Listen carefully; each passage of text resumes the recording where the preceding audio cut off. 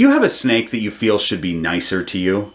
We should probably have a conversation about the general nature of reptiles and basic expectations, but you can actually tame them down, and that's probably why you clicked on this video, right? To learn how to socialize your snake? Or maybe you saw the thumbnail and you were like, sick beard, bro. Let me check that out. Click. Maybe. Welcome to the Green Room. I'm Bob Bledsoe. I get this question constantly. I just got a new snake and he struck at me. How do I get him to never do that again? And I usually offer a quick piece of advice and I say I have videos that talk about this. And I do, but I don't have any dedicated videos. So this is going to be a dedicated video where we're going to sort of go in depth about how to socialize and tame down your snake, because I want to have a video that I can point people to, because this question will never stop coming because snakes will never stop being snakes. This is Ron, by the way. Ron is a snake that is never struck. He's never been defensive, but he is a little bit more nervous around people, so he requires a bit of socialization. And behind the camera is my brother Kent. I think you'll change your mind about taming that snake when you've been swallowed whole and the snake's going, Bob was delicious. Kent, first of all, snakes don't speak English, and second, in your scenario, I would be dead, so I wouldn't be able to change my mind. Oh yeah, that's true. A snake would strike for only two reasons. One, it thinks it's grabbing a meal. Oh, come on, really? Echo? Which is not covered in this video, so if that's your issue, you can check out this video on hook training. The other reason is that your snake is feeling so threatened that it's decided to throw the first punch. And remember that snakes crawl out of the egg thinking that everything in the world is out to get them. So socialization is a training that goes completely against their nature, and it takes some patience. I'm going to share some techniques for helping your snake trust you enough to go into their enclosure and mess around near them, and to just handle them. That's what we call a socialized snake, an animal that doesn't feel threatened by you because they've had enough past interactions that are either positive or neutral experiences that they know you're not a threat. A positive experience might be that a snake was handled and it got to sort of cruise around and check some things out and be curious, and then they went back into their home. A neutral experience might be that the monkey who takes care of them opened their enclosure and moved a few things around and changed their water and then left without anything bad happening to them. That's neither positive nor negative. The point here is that it wasn't negative. Hi folks, Future Bob here, back with another fancy hat from the future and a fancy snake. I've got the inspector with me. Hey, as of this recording, we are very close to 10,000 subscribers, and some of you might think that you're subscribed because YouTube shows you my videos, but that's just because you've clicked on the videos before. So do me a favor and check really quick to see if you're subscribed. If not, and you like the channel, hit that subscribe button, because I'd love for this video to get us as close as possible, if not all the way up to the 10,000 subscriber mark. That would be really cool. Thanks so much. Recent science has learned a lot more about the snake's brain. We know that they have the capacity for learning and for memory. We know that they can develop neural pathways in their brain just like mammals can. So what that means is that if your snake never has any experiences outside their enclosure, and they're in an enclosure that never changes, whether that's a bare bones enclosure or not, it doesn't matter. If there's no change ever in their enclosure, they're not going to be able to develop the neural pathways that allow them to overcome the small stress of a change in their environment or being handled or something like that. So what happens is when they feel a small stress like that, it escalates immediately to a life-threatening stress, and they start striking. So it's important that your snake get exposed to different experiences so that their brain gets wired to deal with the stress of different experiences. That could mean changes in their environment, sometimes just changing out the clutter, changing out the stuff in their home, bringing them out and doing a handling session, but also letting them sort of crawl around, maybe crawl around on the ground. I don't mean free roaming necessarily, but just checking things out around you and seeing, coming up against something and going, oh my gosh, is this scary? Because you'll see them do that. They'll stop and they'll go, whoa, is this dangerous? Oh no, it's not dangerous. It's actually kind of cool. And then they'll move past it. The more experiences that they have like that, the more their brain will develop these neural pathways to deal with things like a water change in their enclosure or a handling session or something major like an enclosure upgrade.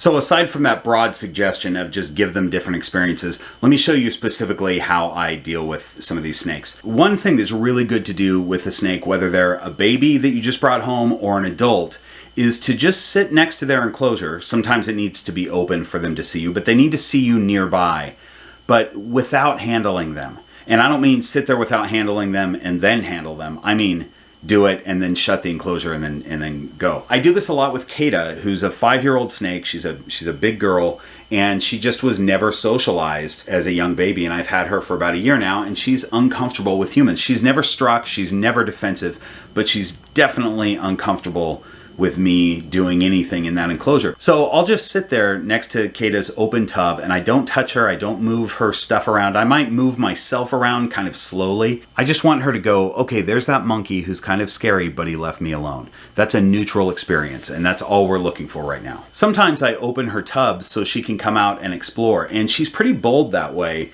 which is kind of surprising to me for how sort of fearful she is around people. But when her tub's open, she's learned that she can come out and the environment is safe. And for her especially, when she's coming out of her tub, I just sit there as still as possible. I'm not trying to make any movements or anything because I want to reinforce that boldness that she has to come out. So, and then she'll kind of cruise around. She likes to explore stuff. I think that she's learned that the area is safe. But if she sees me moving around, she doesn't want any part of that. Now, when it's time for her to go back in her tub, I do have to pick her up, and she doesn't like that. She tenses up. And I don't make that a handling session. What I do is I bring her right back to her tub, and I show her the tub. I don't plop her down in it. I show it to her and give her the choice to crawl in. Now, I know she's always going to choose to crawl back home because that's where she wants to be. But I want to give her the choice and the agency so that she feels like she found her home and she was able to choose to go back in there. This little ball of cuteness right here is Bear. And Bear is not fearful, but he's just a little bit more shy than some of the other snakes. So I do this with him too, but I level it up with him. So with Bear, if I see him out of his hide, which he's often not, but if I do see him out of his hide, I will open his tub and sit there, and then I'll start slowly moving things around in his enclosure so he gets used to that. And then I might touch his back, like almost like I'm accidentally touching him, but not petting him, not messing with him or picking him up. I'm just sort of touching him, and he might respond by sort of pushing me away because snakes don't like to be touched. That's something that we could talk about really quickly. Snakes don't like to be touched. They're not social creatures, so a touch oftentimes is threatening to them. Not enough to where they're like, oh, I'm getting attacked, but enough to where they're like, hey, stop it, that's annoying. So you don't have to pet your snake all the time. But just touching Bear a little bit is helpful for him to just get used to that I'm sometimes going to go into his enclosure. I might lift the hide. It's not that big of a deal. You don't have to be tense. This boy has also never struck and never been defensive at all, but these socialization techniques are good for snakes that are a little bit nervous because remember, we're just reinforcing and developing those neural pathways that they can handle a small stress and get past it rather than that stress escalating. I don't want that little stress that he feels to ever escalate. I always want him to relax after feeling that.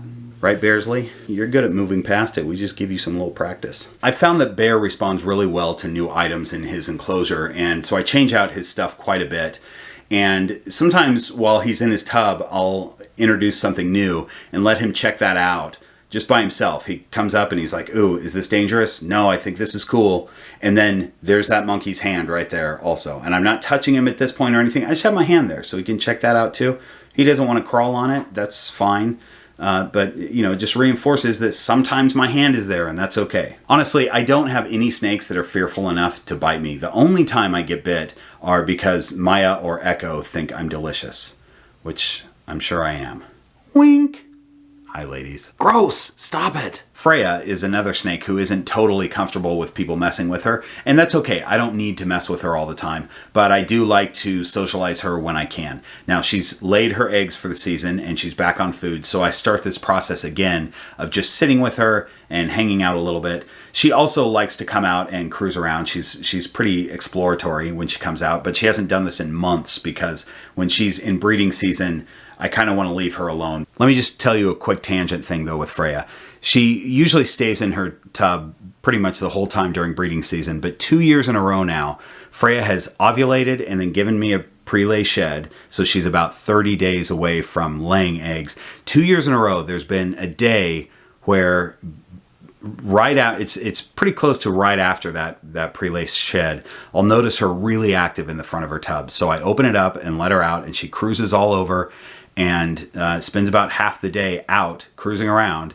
And then I put her back in her tub, and then she goes to her nesting spot and nests in the back of the tub and doesn't move basically until her eggs are laid. So just interesting behavior that there's always been one day that she's really active and wants to cruise around about 30 days before she lays. Maybe she's looking for a better nesting spot or something like that. Ron is another snake who isn't super fearful, but he is very reclusive. And I would do this with him if he was ever out of his hides, but I never see him out of his hides until last night. So I did this with Ron for the very first time ever last night. You want to see it? I was just writing my bullet points for this video, and I looked over and I noticed that Ron was out of his hides, which he never is. So I've opened the tub, and he's kind of in this statue position right now, which is pretty common. He'll start tongue flicking, like doing little quick tongue flicks, just to see what's going on, because he's not used to this. This is not something that ever happens, because oh, there was just a tongue flick there. Because he's always in his hides, and I really only do this with snakes either like Kata that doesn't have hides, or when I notice a snake out. So what I might do is just put my hand in here without touching him and see what happens. It might make him retreat back into his hide, or he might tongue flick on it just to see what's going on. I'm just kind of moving it around, so the back of his body was just moving there. He's considering going back into his hide. This is a little bit much for him. So I'm going to slowly pull my hand out and see if that changes his direction. I think that might have been a little bit too much for him. He's going to go back in his hide. What a strange experience for you today, right? Okay, I'm just going to shut it. You can stay out if you want. Bye, mister.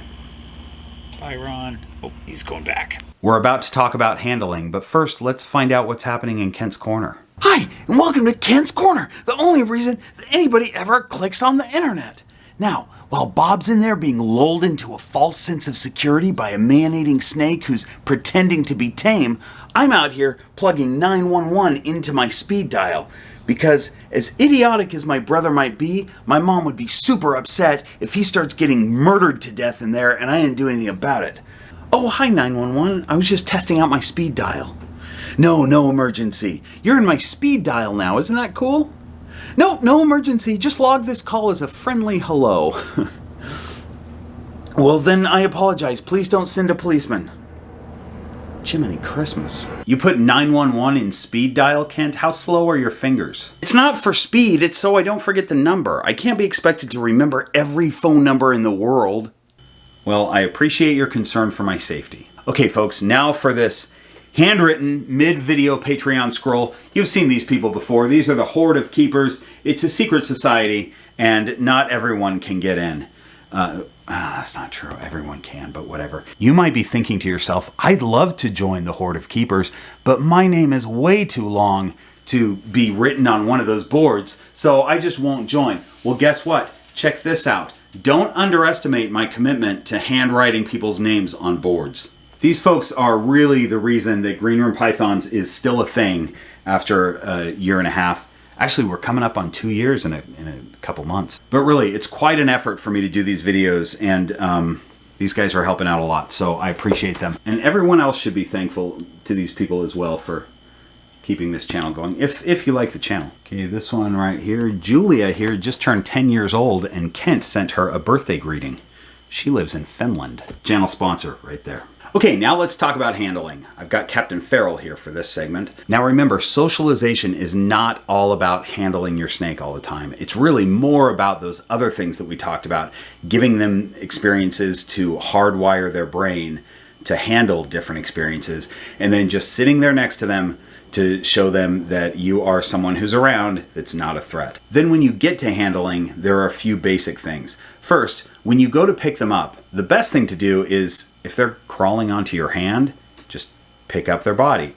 but they're probably not, if they're a fearful snake, they're not going to be crawling onto your hand, but they might be crawling out of a tub or crawling out of their enclosure, especially if it's a front opening enclosure. That's a great thing to do. If they're already on the move, you can pick them up from behind, like mid-belly, and they kind of won't even notice it sometimes. So that's a really great way to do it. If they're curled up, though, and you're going to go to pick them up, what you want to do, will you curl up, Captain? Hey, Cap. He doesn't mind curling up. Let's just say that he's curled up like this. His head is right here, right? But what I want to do is reach around the back and pick him up like that. So that, and I'm also not reaching over the top of his head, because that's really scary for snakes, because hawks come from above. So any shadow coming over their head is super scary. So try to avoid that and just come from behind where they're not seeing you. And then you pick them up and you should have no problem. Once you've picked them up, you want to handle them for about 10 to 15 minutes. That's for a new snake. You might change that time frame based on how your snake acts, but for a new one, just use that rule, 10 to 15 minutes. And let them crawl around. You don't want to restrain them at all. So let them crawl around your hands, sit down like on the floor or on a couch or something, and let them crawl onto your lap and then off your lap. If they're getting too far away, just pick them up from behind and reset them. You want them to feel like they're going where they want to go. And then they get put back in their home and they're happy. That's a really good experience. And again, when it's time to put them back, I show them their enclosure and let them decide to crawl in on their own. They're almost always going to do it. Some of my snakes that are really exploratory will crawl into their home and then come right back out. And I let them do that too, usually, unless I'm leaving or something. But you want them to feel like they had the agency to do that they found their enclosure themselves and they were able to go back in there. That I think really helps the end of the experience. They're going to remember the most recent thing that happened. So if they got to find their enclosure and go back in, that's a good experience. By the way, if something accidental happens, you accidentally scare them or something like that, don't put them right back. Handle them a little bit more. Let them sort of forget about that and get back to sort of a good experience of just cruising around, and then put them away. I never put my snakes back after they've had something scary happen or whatever. Eventually, your snake will have enough positive or neutral experiences with the big scary monkey that they'll realize that there's nothing to fear and that the monkey is not going to hurt them. That's about as close to love as you're going to get with a snake, is they believe you're a monkey who will not hurt them, and therefore they'll tolerate you. Hey folks, it's us again. So a lot of you are getting your very first ball python, and this is good information for you to have, but there's a ton more stuff that you're going to need to know. So I would encourage you to click on this video that covers a lot of that information. Thanks for watching. I'll see you next week.